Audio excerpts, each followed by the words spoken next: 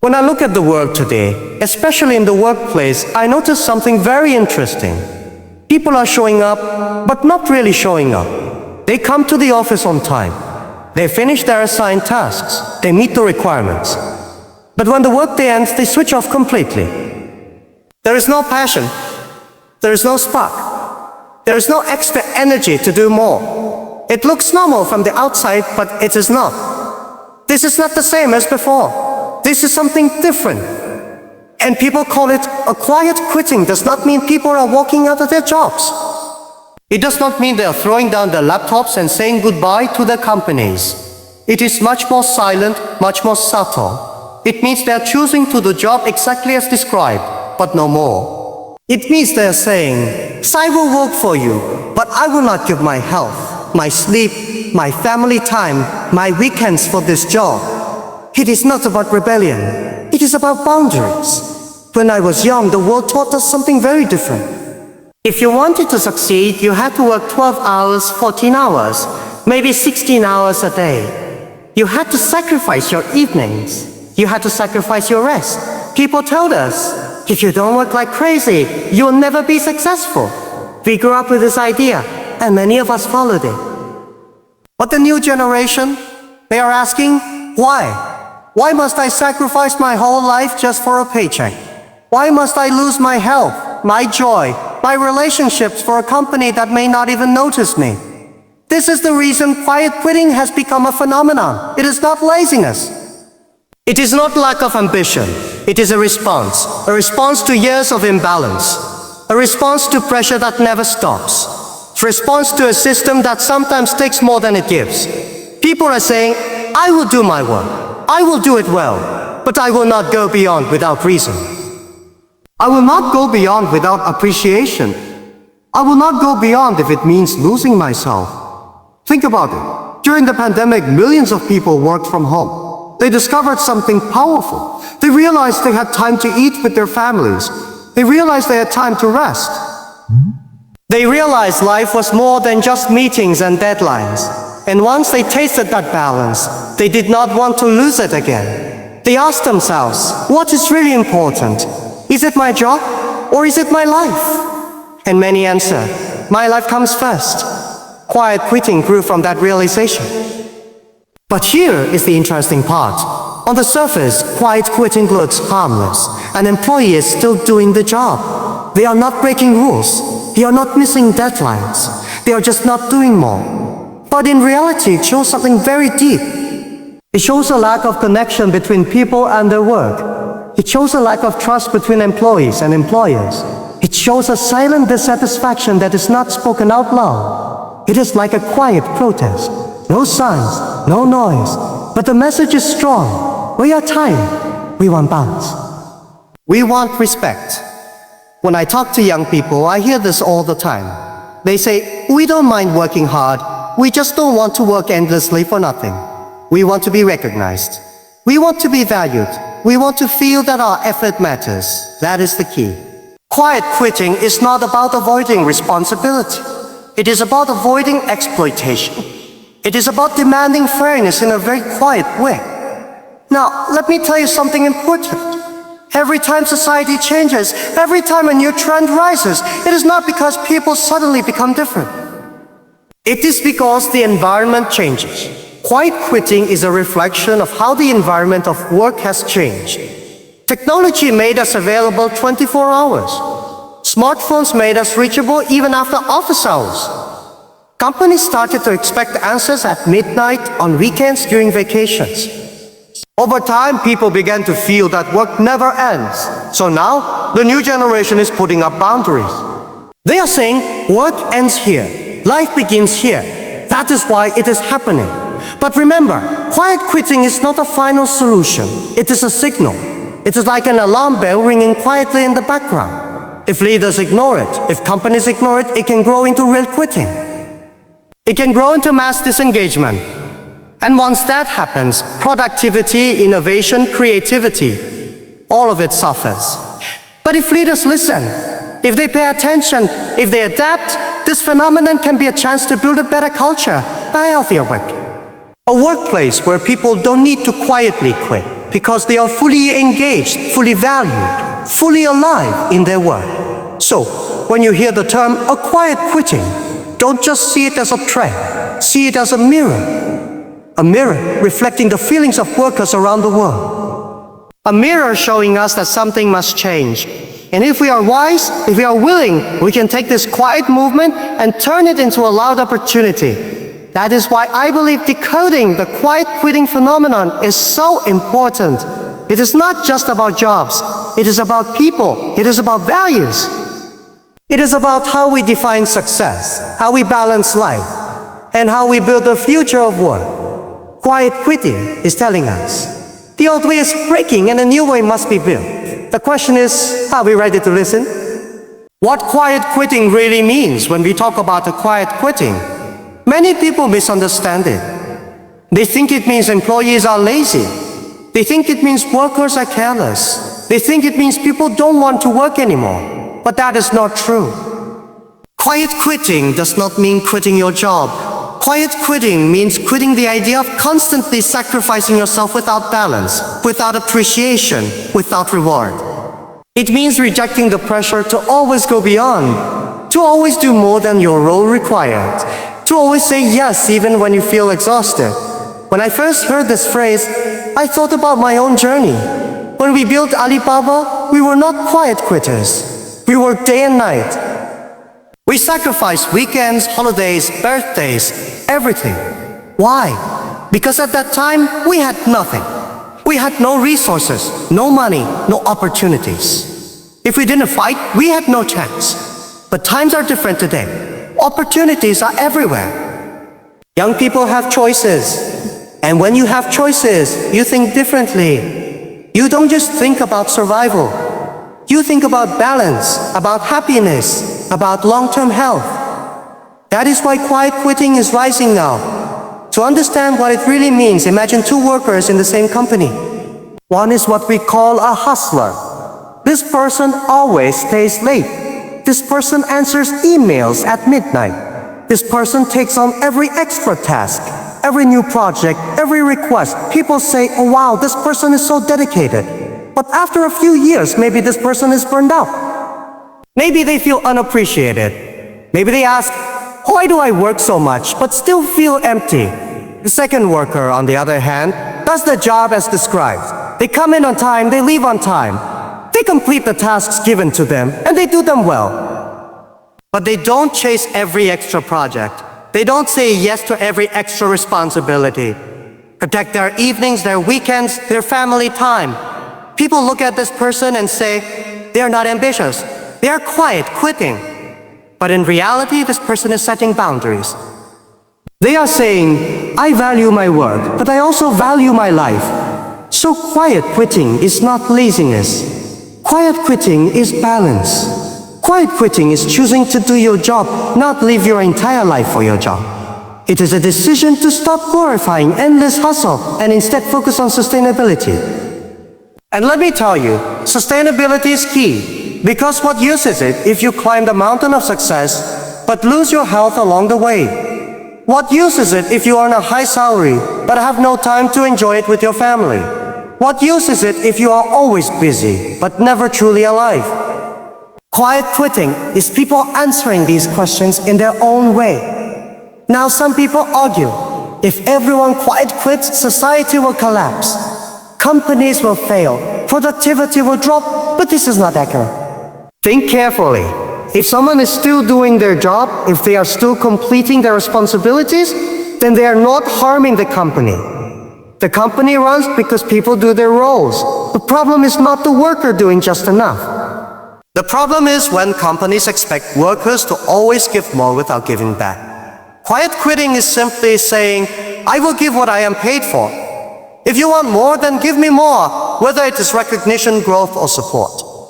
I once read a story of a young man who was labeled as a quiet quitter. His manager said he lacked passion. But when I asked the young man why he stopped going beyond, his answer was simple. He said, for 3 years, I worked weekends. For 3 years, I stayed late. For 3 years, I went above and beyond. But not once did my company say thank you. Not once did they promote me. Not once did they reward me. So now I do exactly what I am paid for. No less, no more. That is not laziness. That is self-respect. Quiet quitting is also about redefining success. In the old days, success was measured by how busy you were. If you worked until midnight, people said, "You are successful." If you never took vacations, people said, "You are hardworking." If you sacrificed your family for your career, people said, "You are dedicated." But today, success is not just about money or titles. Success is also about health, happiness, and freedom. The new generation understands this. That's why they don't see quiet quitting as failure. They see it as wisdom. But let's be honest, quiet quitting also has risks. If you only do the bare minimum, you may lose opportunities for growth. If you never go the extra mile, you may be overlooked for promotions. If you are always protecting yourself, you may miss chances to learn. Quiet quitting is a protective strategy, but it is not a growth strategy. And this is something young people must understand. Balance is important, but ambition is also important. Quiet quitting should not mean giving up on dreams. It should mean choosing wisely where you put your energy. Think of it like this. Life is a marathon, not a sprint. If you run too fast in the beginning, you will collapse before the finish line. But if you run too slow, you will never reach the goal. Quiet quitting is like finding the right pace. It is saying, I will run steadily. I will not burn out. I will not stop completely. I will run in a way that I can finish strong. That is the deeper meaning. Another way to understand quiet quitting is to look at relationships. Imagine you are in a friendship or a marriage. If one person always gives, always sacrifices, always compromises, but the other person never appreciates it, what happens? The relationship breaks. The giver becomes resentful. The love disappears. Quiet quitting in the workplace is the same. It is the employee saying, I will give as much as is fair. But if you take too much, I will stop giving extra. It is a way to protect the relationship before it fully breaks. Now, let's not forget quiet quitting is also cultural. In some societies, people believe in working day and night for the company. In other societies, people strongly protect their personal time. But the global trend is moving toward balance. Why? Because people everywhere are realizing that life is short. Nobody wants to spend their best years only in front of a screen, only in endless meetings, only in chasing deadlines. Quiet quitting is a global reminder that life has many dimensions. Work is just one of them. So what does quiet quitting really mean? It means people are redefining the contract between work and life. It means workers are saying, I will not give my soul for a salary. It means success is no longer measured only by promotions and paychecks, but by peace of mind. And it means that if companies want more engagement, they must give more engagement. If they want passion, they must create passion. If they want loyalty, they must show loyalty. In the end, quiet quitting is not the enemy. It is a message. It is people saying, we are still here. We are still working. But if you want our hearts, not just our hands, then you must change the way you treat us. And that message, if understood correctly, is not dangerous. It is an opportunity. An opportunity to build workplaces where people don't have to quietly quit because they are fully alive, fully engaged, and fully valued. Why it's happening when we ask the question, oh, why is quiet quitting happening? We must understand something. Nothing in society appears out of nowhere. Every trend, every movement, every phenomenon is the result of many small changes over time. Quiet quitting is not a sudden accident. It is the result of years of pressure, imbalance, and unmet expectations building up inside the workplace. If we look back, we will see that work culture has been changing for decades. In the past, many people believed in loyalty to one company for life. You joined a company in your 20s, and you stayed until retirement. Work was not just a job, it was your identity. If the company asked for extra effort, you gave it without question, because you believed the company would take care of you in return. There was a sense of security, a sense of belonging. But today, the world is very different. Companies no longer promise lifetime security. Jobs are temporary. Contracts are short. Layoffs can happen anytime. Employees have learned, if the company can leave me at any moment, why should I give everything without limits? Quiet quitting is born from this realization. It is not about disloyalty. It is about protecting oneself in a world where loyalty is no longer guaranteed. Another big reason is burnout. Around the world, people are more stressed than ever. Technology has connected us, but it has also changed us. 20 years ago, when you left the office, work stayed at the office. Today, with smartphones, laptops, and instant messaging, work follows you everywhere. Your boss can message you at 11 p.m. Your client can email you on Sunday. Work never ends. And when work never ends, people feel exhausted. They feel drained. They feel like there is no escape. Quiet quitting is their way of saying, cannot live like this anymore. I need rest. I need boundaries. The pandemic made this even more visible. When the world shut down, many people worked from home. At first it seemed convenient. But soon, people realized they were working longer hours than ever. Meetings started earlier, emails continued later, and there was no clear line between work and life. At the same time, people also discovered the value of family dinners, walks in the park, and moments of quiet. They saw what life could be outside of endless hustle. And once they tasted that, they did not want to give it up. So when offices reopened, many employees refused to return to the old way. Quiet quitting became their silent rebellion. There is also the issue of recognition. Let's be honest, many employees feel invisible. They give extra effort, they stay late, they sacrifice weekends, but nobody notices. The boss only sees mistakes, not sacrifices. Promotions often go to someone else, appreciation is rare. Over time, people begin to think, why should I give more if nobody values it? Quiet quitting is their answer. They stop going beyond, because going beyond brings no reward. Now let's talk about generational values. Older generations were taught, work hard, sacrifice now, and you will enjoy life later. But younger generations think differently. They say, oh, why should I wait until I am 60 to enjoy life? Why should I sacrifice my youth for a future that is not guaranteed? They want balance now, not later. They want purpose now, not later. They are not lazy. They are simply not willing to delay life for work. Quiet quitting reflects this generational shift. Another reason is the rise of information. In the past, people did not know how companies worked in other countries. They did not know how employees were treated elsewhere. But today, through social media, through global communication, everyone sees everything. A worker in Asia can see that workers in Europe enjoy 5 weeks of vacation. A worker in America can see that people in other countries have shorter work weeks. This knowledge makes people question their own situation. They ask, if others can have balance, why can't I? Quiet quitting is their way of demanding fairness. But perhaps the most important reason is the search for meaning. Many people no longer want to work just for money. They want purpose. They want their work to feel meaningful.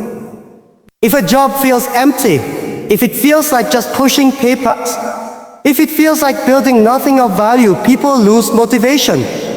They do the minimum, not because they are lazy, but because they see no purpose in going beyond. Quiet quitting is their way of protecting energy for things that matter more to them. Family, hobbies, community, personal dreams. Let me share a story. A young woman worked in a big corporation. She was very talented. She stayed late. She did extra projects. She even helped her manager outside her role. But after 3 years, nothing changed. No promotion, no recognition. One day she decided, enough. I will not keep giving to a system that does not give back. She started doing only what her job required. Her evenings she used to paint. Her weekends she spent with friends. Did her company collapse? No. Did she become happier? Yes. This is quiet quitting. It is not failure. It is a choice to prioritize life over endless hustle. But we must also understand, quiet quitting is not only about individuals. It is also about systems. It reflects the broken relationship between employees and employees. Feel that companies demand too much and give too little. Employers feel that employees are disengaged and not committed. Both sides are frustrated. Quiet quitting is the silent middle ground where employees say, we will still work, but we will no longer give unlimited sacrifice. And there is one more reason. The work today is uncertain. We see economic crises, political instability, technological disruptions. People no longer trust the future the way they once did. They don't know if their jobs will exist in 5 years. They don't know if their companies will survive. So instead of giving everything to work, they keep something for themselves. Quiet quitting is their way of preparing for uncertainty. They say, I will protect my health. I will protect my energy. I will protect my time. Because I don't know what tomorrow will bring. So why is quiet quitting happening? Because the world has changed. Work has changed. Expectations have changed. People have changed. And if we want to truly understand this phenomenon, we must listen to the voices behind it. We must see the exhaustion, the unmet needs, the search for balance, the hunger for meaning. Quiet quitting is not a problem to be punished, it is a message to be understood. In the end, quiet quitting is happening because people are waking up. They are realizing that life is more than just work. They are realizing that companies will not always reward extra sacrifice. They are realizing that balance is not a luxury, but a necessity. And once people realize this, they cannot go back. And that is why quiet quitting is spreading everywhere. Because once you see the value of your own time, your own peace, your own health, you cannot unsee it. The role of workplace culture when we talk about quiet quitting, many people look at the workers. They ask, why are employees disengaged? Why are they not motivated? Why are they doing only the minimum?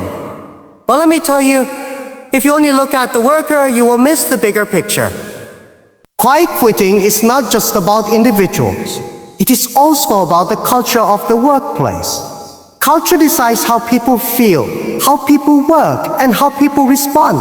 If the culture is healthy, people give their best. If the culture is toxic, people pull back. Quiet quitting is often the result of a broken culture. Let's first start. What is workplace culture? Many people think it's just about office design, free coffee, or casual Friday. No, workplace culture is much deeper. It is the invisible atmosphere created by leadership values and behaviors. It is how people are treated, how decisions are made, how success is defined. Culture is not written in the handbook. It is lived every day. And whether leaders realize it or not, culture decides whether people are engaged or disengaged. When the culture is positive, when employees feel respected, valued, and trusted, they go beyond their roles naturally. Nobody forces them to stay late, but they do it because they believe in the mission. Nobody forces them to take on extra projects, but they do it because they feel connected. But when the culture is negative, when employees feel invisible, unappreciated, or exploited, they withdraw. They stop going beyond. They stop going beyond. This withdrawal is what people call quiet quitting. Let me give you an example. Imagine two companies. Company pays average salaries, but the culture is warm. Leaders listen to employees. Achievements are recognized. People feel like part of a family. In this company, even if the pay is not the highest, people give more, they stay longer, they care. Company B, on the other hand, pays slightly more, but the culture is cold. Leaders criticize more than they appreciate. Success is taken for granted. Workers feel like numbers, not people. In this company, even if the pay is higher, people disengage. They do the minimum. They quiet quit. Why? Because culture is stronger than money. Culture is built from the top. If leaders believe employees are just tools, then employees will never give their best. But if leaders believe employees are partners, then employees will give their hearts. Quiet quitting often starts when employees feel they are only being used, not valued. When they feel they are just resources, not human beings. When they feel the company only wants results, but does not care about the people producing those results. I remember once meeting a young man who worked in a big tech company. He told me, I used to give everything for this company. I worked nights, I worked weekends. But one day, my manager told me, you are replaceable. From that day, my heart switched off. I still work, I still do my tasks, but I never give extra again. This is the power of culture. One sentence can turn an engaged worker into a quiet quitter. Another big part of culture is recognition. Human beings are not machines. We don't just work for money, we work for meaning. When someone says, "Oh, thank you, you did a great job," it lights up motivation. But in many workplaces, appreciation is missing. Leaders assume that salary is enough. But it's not. Salary buys effort. Appreciation inspires commitment. Without appreciation, people disengage. Quiet quitting becomes their silent protest. Let's also talk about fairness. Culture is destroyed when people see unfairness. If promotions go to favorites, if recognition goes to the loudest, if opportunities go only to a few, then others stop trying. They think, why should I give my best if the system is not fair? Quiet quitting becomes their defense. It is their way of saying, I will give only what is required, because the culture will not reward me fairly if I give more. Another cultural issue is trust. In some companies, leaders do not trust employees. They micromanage, they control every step, they monitor every minute. This suffocates people. It kills creativity. It makes workers feel like prisoners. In such cultures, people stop caring. They do the minimum to survive. Quiet quitting is their escape inside the cave. But in cultures where leaders show trust, where they give freedom, autonomy, and responsibility, people rise. They take ownership. They give extra because they feel trusted. Workplace culture is also about purpose. People want to feel that their work matters. If the culture only talks about profit, employees lose inspiration. But if the culture talks about impact, about contribution, about making a difference, employees feel proud. They feel like their work has meaning. In such cultures, quiet quitting rarely exists because people want to go beyond for something bigger than themselves. We must also talk about communication. In many companies, employees are afraid to speak. They fear punishment if they share problems, so they stay silent. But silence does not mean happiness. Silence often hides frustration, and that frustration becomes quiet quitting. Healthy cultures create open communication. Employees can share concerns, give feedback, and leaders listen. In such environments, problems are solved before disengagement happens. Let me share another story. A small company in Hangzhou had limited resources. They couldn't pay top salaries. But they had one thing: strong culture. Every Friday, the team shared their wins and challenges. Leaders always said thank you. Mistakes were seen as learning, not failure.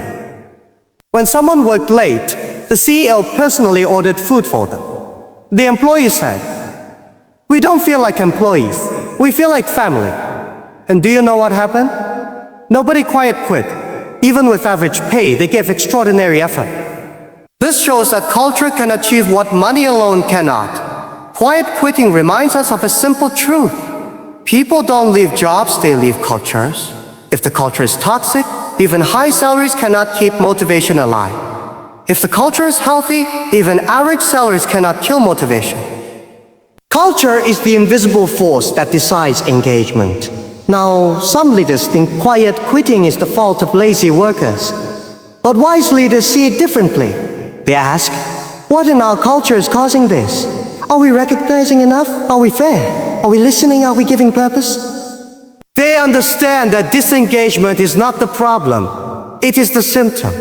The real problem is culture. So when we decode quiet quitting, we must decode culture. If leaders fix culture, quiet quitting disappears naturally.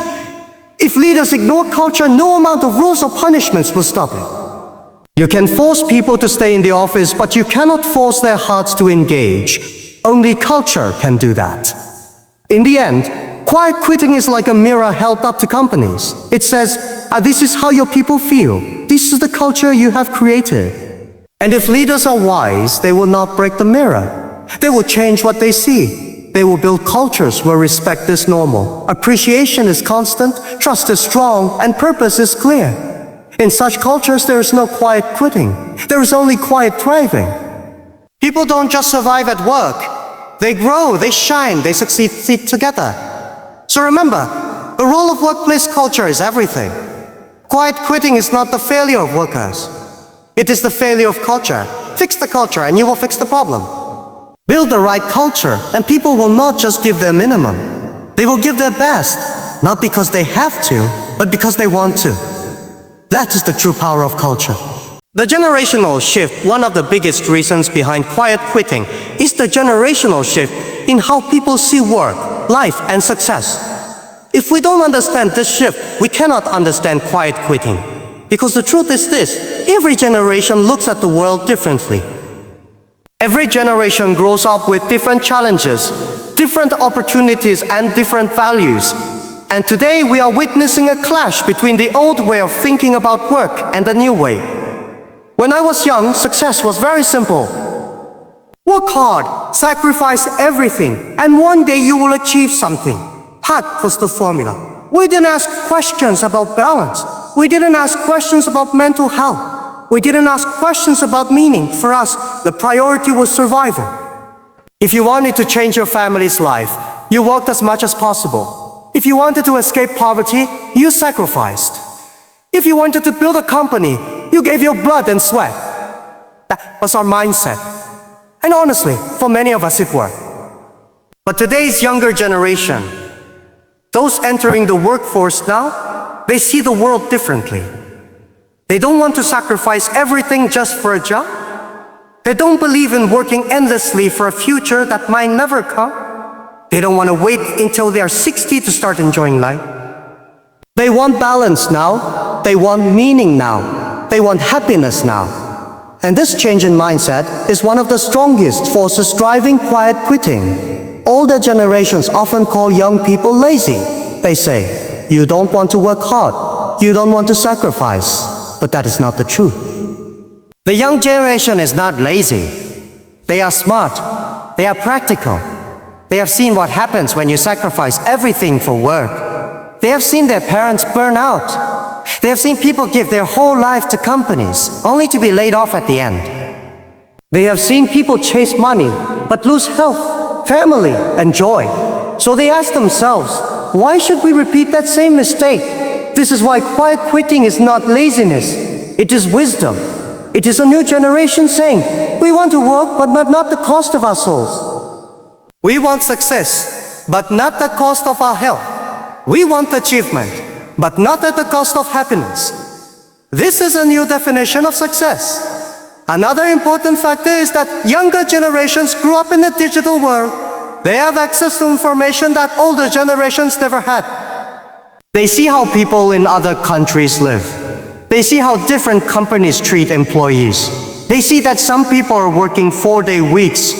Some have flexible schedules, some build businesses from their laptops while traveling the world.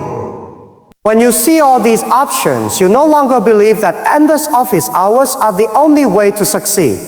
You start asking for balance, for flexibility, for freedom. Quiet quitting is the result of these expectations. Let me give you a story. A young man told me, my father worked 14 hours a day in a factory. He missed my childhood. He provided for us, but he was never there. Now I am working in a company, and I promised myself, I will not do the same. I will work, but I will also live. I will not be a ghost in my own family. This is the generational shift. It is not rejection of work. It is rejection of overwork. Older generations believed that loyalty to a company meant working endless hours. But younger generations believe that loyalty must be two-sided. They say, if I give extra, I want the company to give extra. If I work late, I want recognition. If I sacrifice, I want growth. If they don't get that, they step back. They quiet quit. Because for them, loyalty without fairness is not loyalty. It is exploitation. Another big difference is how generations see identity. For older generations, work was identity. If you ask someone, who are you? They answered, I am a banker, I am a teacher, I am an engineer. They are job defined. But for younger generations, work is just one part of identity. If you ask them, who are you? They will say, I am a photographer. I love traveling, I play music. I also work in marketing. Work is not their whole life. It's one part of their life. This is why they don't give everything to work. Because they want to invest energy in all the other parts of who they are. And then there is the question of mental health. In the past, nobody talked about it. Stress was normal. Burnout was hidden. Depression was a private struggle. But today, young people openly talk about anxiety, stress, and emotional well-being. They are not ashamed to say, I need balance for my mental health. This is powerful. It shows courage. It shows honesty. And it explains why quiet quitting is happening. Because young people are choosing to protect their mental health rather than destroy it for endless work. Now, some people think this shift is dangerous. They say, if everyone thinks this way, companies will not grow. Economies will slow down. But I see it differently. I see it as evolution. Every generation brings new values, and those values push the world forward. This generation is teaching us that growth without balance is empty, that profit without people is unsustainable, that success without happiness is failure. These are important lessons. If companies learn from them, they will build a stronger future. Think about innovation. Innovation does not come from tired, burned out people. Innovation comes from people who have space to think, to create, to dream. If people are always overworked, they only survive. They cannot innovate. Quiet quitting may look like a slowdown, but it is also a demand for conditions where true creativity can happen. This is the gift of the new generation. We also have to talk about technology and entrepreneurship. Many young people today don't dream of working 30 years in one company. They dream of building something of their own. They dream of start freelancing, remote work, digital businesses. They know they can survive without traditional corporate life. This independence changes their attitude toward work. They are not afraid to say no. They are not afraid to set boundaries. Quiet quitting is their way of saying, I have other options. I don't need to sacrifice everything for this one job. Another interesting aspect is how generations view time. Older generations often said that time is money. Work as many hours as possible and you will earn. But younger generations say a time is life. If you spend all your time working, then you are losing life. That's why they protect evenings, weekends, vacations. Not because they were lazy, but because they understand that time is the one resource you can never buy back. So let us be very clear. Quiet quitting is not the weakness of a generation. It is the wisdom of a generation that values life more holistically. They are not saying we don't want to work. They are saying, we want to work in a way that allows us to live. This is a powerful message. Of course, the generational shift also brings challenges. If younger workers only do the minimum, they may miss opportunities to grow. If they step back too much, they may not develop resilience. Balance is important, but ambition is also important. This is where wisdom must guide us. Quiet quitting should not mean giving up on dreams. It should mean choosing wisely where to invest energy. In the end, the generational shift explains a lot about why quiet quitting is happening. Older generations sacrifice without question.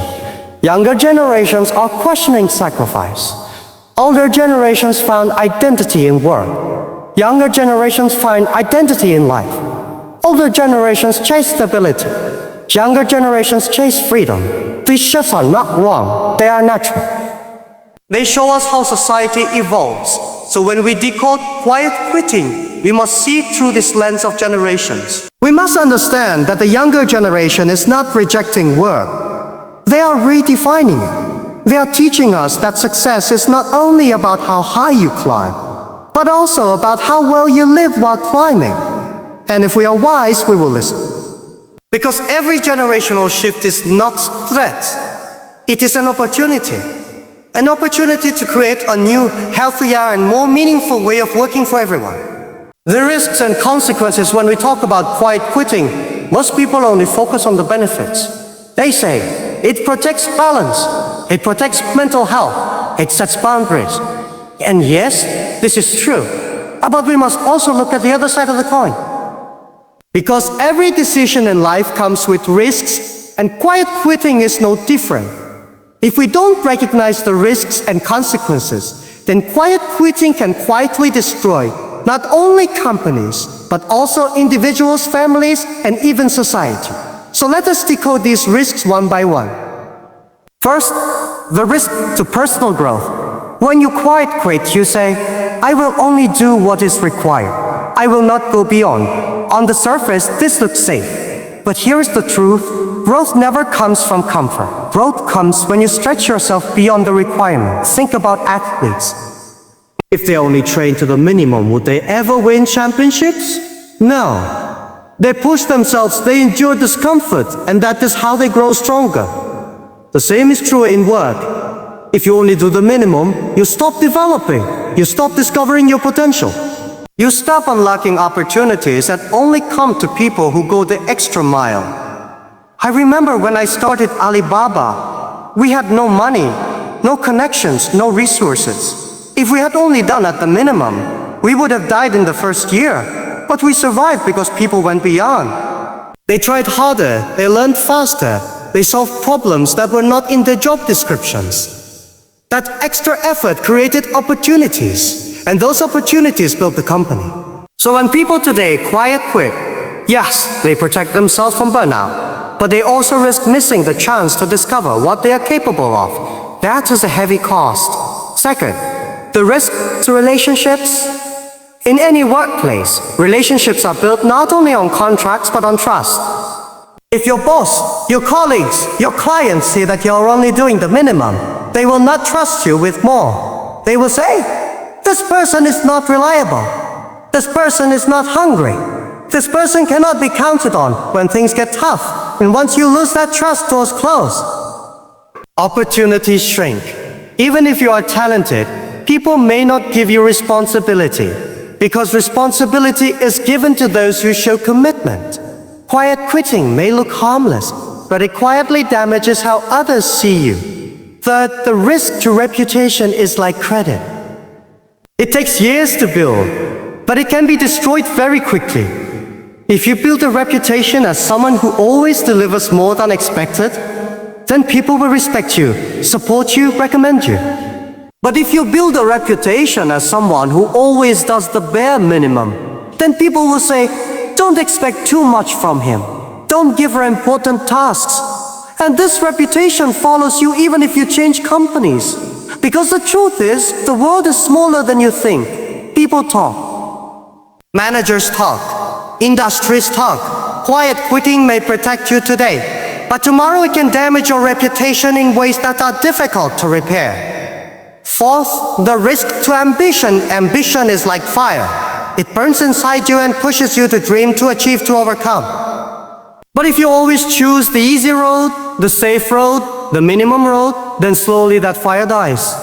Stop dreaming big. You stop chasing challenges. You stop believing in yourself. Quiet quitting can slowly kill ambition. And once ambition dies, life becomes smaller. You may be comfortable, but you are not fulfilled. You may be safe, but you are not alive. And that, my friends, is one of the greatest dangers. Fifth, the risk to companies. If too many employees quiet quit, companies lose energy. Innovation slows, productivity drops. Customers feel it. Competitors overtake you. A company is not just buildings and machines, it is people. And when the people only give the minimum, the company becomes weak. We must remember, history is full of companies that were destroyed not by competitors, but by complacency inside. Quiet quitting, if it spreads, creates that complacency. And that can quietly kill even the strongest organizations. Sixth, the risk to society. Think carefully. If everyone quiet quits, if everyone only does the minimum, what happens to progress? Who will build the next breakthrough technology? Who will discover the next cure for diseases? Who will fight for new solutions to global challenge? The world moves forward because some people give more than required. Because some people dream bigger, work harder, sacrifice for something beyond themselves. Quiet quitting, if taken too far, can slow down the progress of humanity. It can create a culture where excellence disappears and mediocrity becomes normal. That is a dangerous path. Now, some of you may ask, but isn't it unfair? Shouldn't companies also be responsible? And yes, you are right. Companies that exploit employees create the conditions for quiet quitting. They must change. They must respect people, reward effort, support balance. But even in unfairness, we must be careful. Because if we let quiet quitting become a habit, it doesn't only hurt the company, it hurts us too. We must fight for fairness, yes. But we must not allow our own fight, our own growth, our own reputation to be the sacrifice. Let me share a story. A young woman once told me, I quiet quit for 2 years. I thought I was protecting myself. But one day I looked back and realized I wasted 2 years. I didn't learn new skills. I didn't grow. My colleagues moved ahead. I stayed the same. And now I regret it. You see, the danger of quiet quitting is not immediate. It is quiet. You may not feel it today, but tomorrow, when you look back, you see the missed chances. You see the lost time. And time once lost never returns. Another consequence is financial risk. Think practically. Promotions, raises, bonuses. These usually go to people who go beyond. You always do the minimum. Why would the company pay you more? Why would they invest in your growth? Over time, this means your income may stagnate while others move ahead. Quiet quitting may feel safe now, but in the long run, it can cost you financial growth. And in a world where everything is getting more expensive, that is a serious risk. Now let us also talk about the psychological risk. Quiet quitting may seem like freedom, but sometimes it becomes resentment. You start telling yourself, now I am not valued, so I will not give my best. But slowly, this mindset poisons your attitude toward life. You stop caring. You stop caring. You stop believing effort matters. And when this mindset spreads from work into your personal life, it can damage relationships, dreams, even self-esteem. Because once you accept mediocrity in one area, it can infect all areas. So what is the solution? The solution is balance. Quiet quitting is a reaction to unfair work culture. But the answer is not to stop caring. It is to care wisely. To set boundaries without killing ambition. To protect balance without losing growth. To demand fairness without losing your own fire.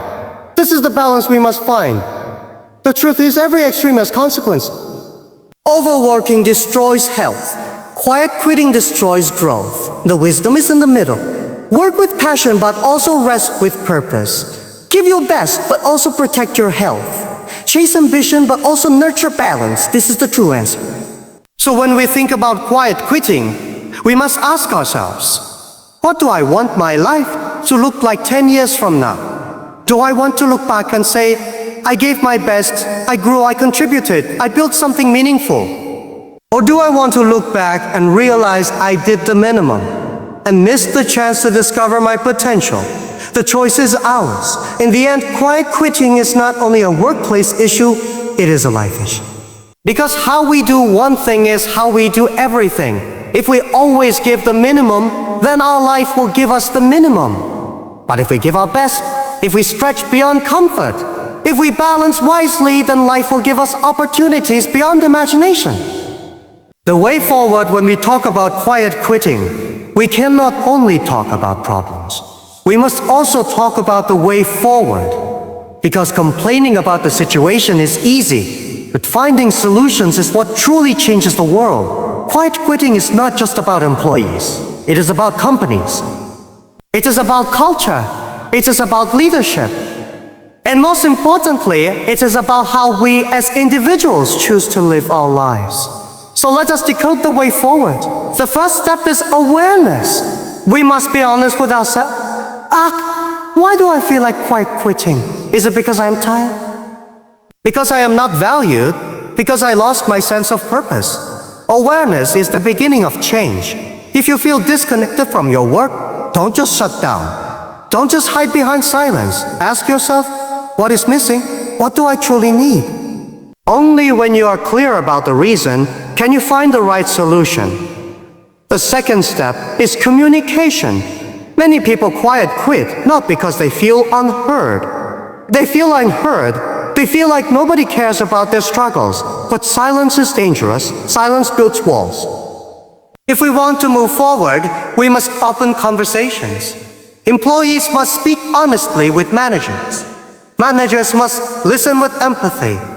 Companies must create safe spaces where people can share concerns without fear. Communication is the bridge between dissatisfaction and improvement. Without it, nothing changes. The third step is redefining work culture.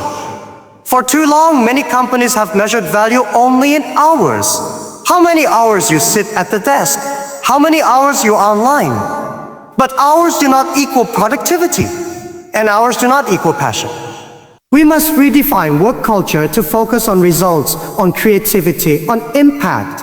If people feel like their contributions matter, if they see that their extra effort creates real value, then they will not need to quietly quit. They will willingly give more because they know it matters. The fourth step is balance. We must accept that the old work until you collapse is not sustainable. Balance is not weakness. Balance is strength. Just like in martial arts, balance is what allows you to move with power. A balanced life creates energy.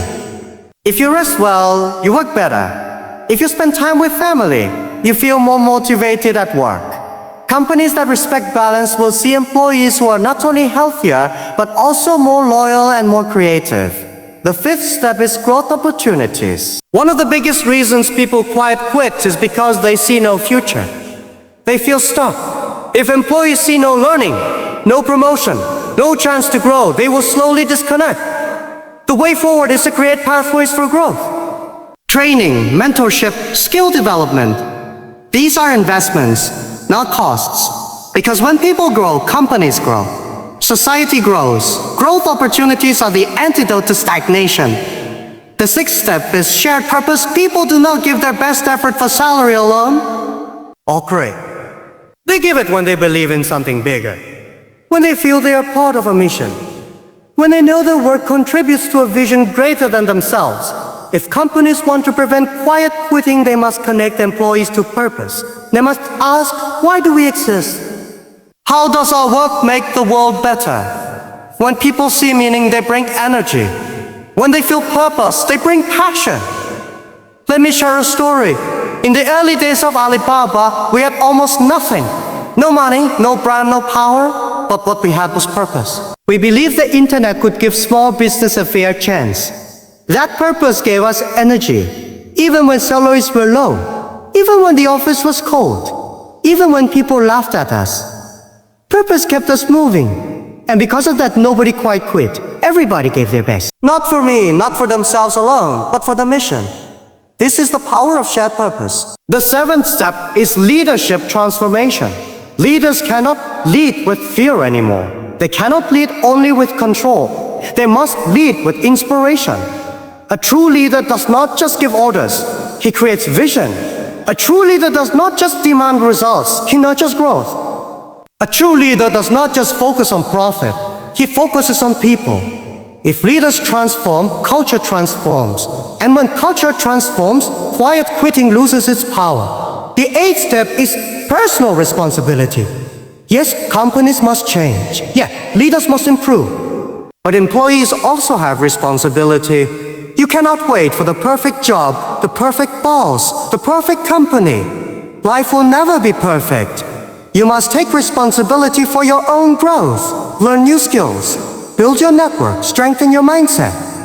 Even in a difficult environment, you can still find ways to grow. Quiet quitting may look like safety, but true safety comes from self-development. Because if you grow, opportunities will always follow. The ninth step is innovation in work design. The world has changed. Technology allows remote work, flexible schedules, new models of collaboration. Companies must embrace this. Work must adapt to human needs, not the other way around. Innovation in work design means creating systems that allow flexibility without losing accountability. It means creating environments where creativity is encouraged, not suffocated. The companies that innovate will not face quiet quitting. They will face quiet thriving. The 10th step is societal elogue. Quiet quitting is not just about individuals and companies. It is about the whole society. Governments, educators, families all play a role. Education must prepare young people not only with skills, but with resilience. Society must create systems that value work-life balance, not just profit. Governments must encourage fair labor practices. Families must teach the value of effort and responsibility. Only when society as a whole engages in this dialogue can we truly find sustainable solutions. Now, let us bring these lessons together. The way forward is not about choosing extremes, not overwork, but not underwork. It is about building a new culture of work where passion and balance coexist, where ambition and health coexist, where companies respect people and people respect purpose. Quiet quitting was a wake-up call. It told us something is broken. But now we must not just sleep again. We must wake up fully.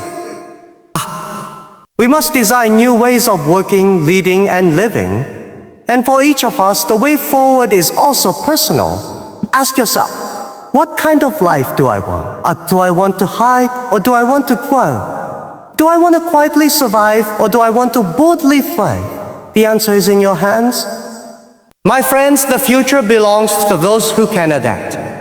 The way forward is not about rejecting work, but about reimagining it. Not about disconnecting, but about reconnecting with purpose, with growth, with meaning. If we do this, then quiet quitting will not be the end of ambition. It will be the beginning of a new chapter. A chapter where work is not just a burden, but a platform for growth. Where companies are not just machines for profit, but communities of purpose. Where individuals are not just employees, but creators, dreamers, and builders of a better future. This is the way forward. And it begins not tomorrow, not next year.